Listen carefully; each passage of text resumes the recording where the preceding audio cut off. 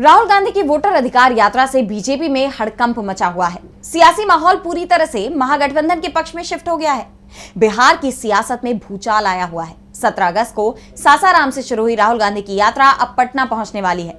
इस बीच यात्रा सासाराम, देहरी, सुपौल और सीतामढ़ी की सभाओं में जिस तरह से युवाओं और महिलाओं की भारी भीड़ जुटी, उसने कांग्रेस को नई ताकत दी है। तो वहीं बीजेपी में बेचैनी दिख रही है।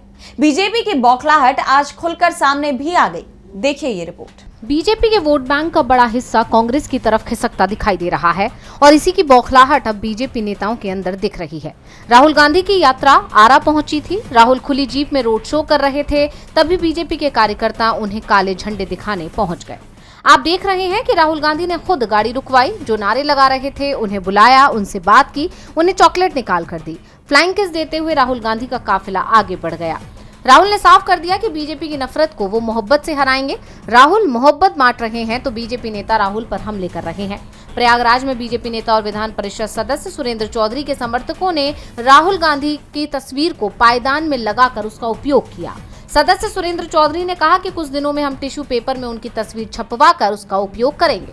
सवाल ये उठ रहे हैं कि अगर इस तरह की हरकत विपक्ष के किसी कार्यकर्ता ने बीजेपी नेताओं के खिलाफ की होती तो अब तक देश के अलग अलग हिस्सों में उसके खिलाफ एफआईआर हो जाती।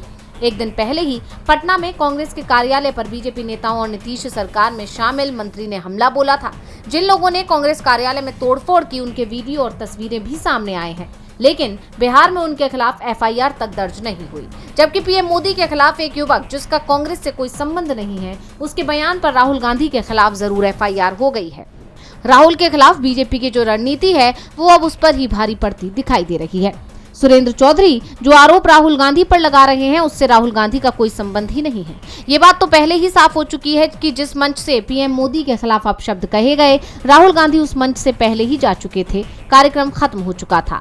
उसके बाद एक युवक रिजवी उर्फ राजा अचानक ही मंच पर आ गया और अब ये भी साफ हो गया है कि जिस युवक ने पीएम के खिलाफ बयान दिया वो कांग्रेस का सदस्य भी नहीं है।